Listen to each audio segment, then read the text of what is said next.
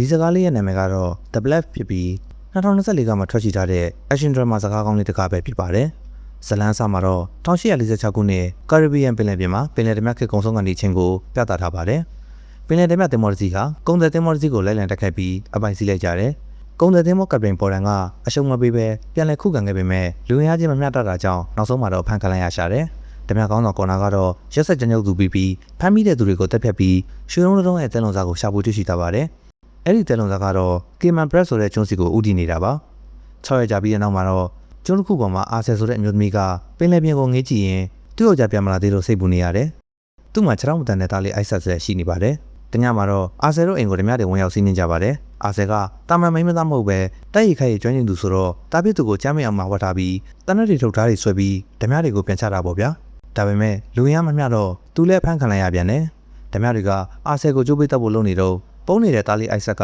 အမေကိုကယ်ဖို့ထွက်လာခဲ့ပါတယ်။ဒီတော့မှအာဆယ်လည်းစိတ်ဓာတ်တွေပြောင်းပြီးသူ့ရဲ့ဖုံးကွယ်ထားတဲ့စွမ်းရည်တွေကိုထုတ်သွင်းလိုက်တာဗျ။တကယ်တော့အာဆယ်ဟာအရင်က Bloody Mary လို့နာမည်ကြီးခဲ့တဲ့ဓမြမာကြီးဖြစ်နေတာကို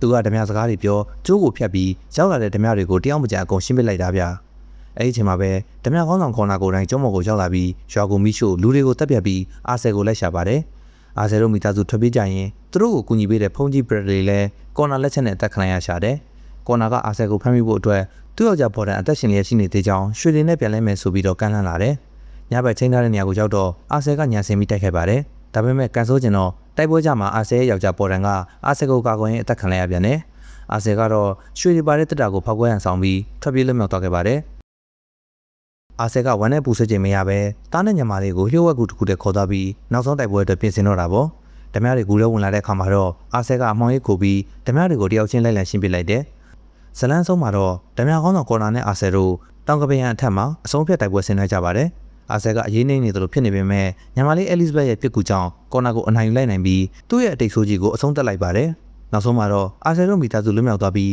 လှေပေါ်မှာဝှက်ထားတဲ့ရွှေတွေကိုပါရှာတွေ့သွားရင်ဇလန်းလေးပြီးဆုံးသွားပါတယ်ခင်ဗျာ။အရန်ကောင်းတဲ့ဇာတ်ကားလေးမို့နောက်ထပ်အပိုင်းတွေကိုကြည့်အောင်မယ်ဆိုရင် page လေးကို like and follow လုပ်ထားပါဦးနော်။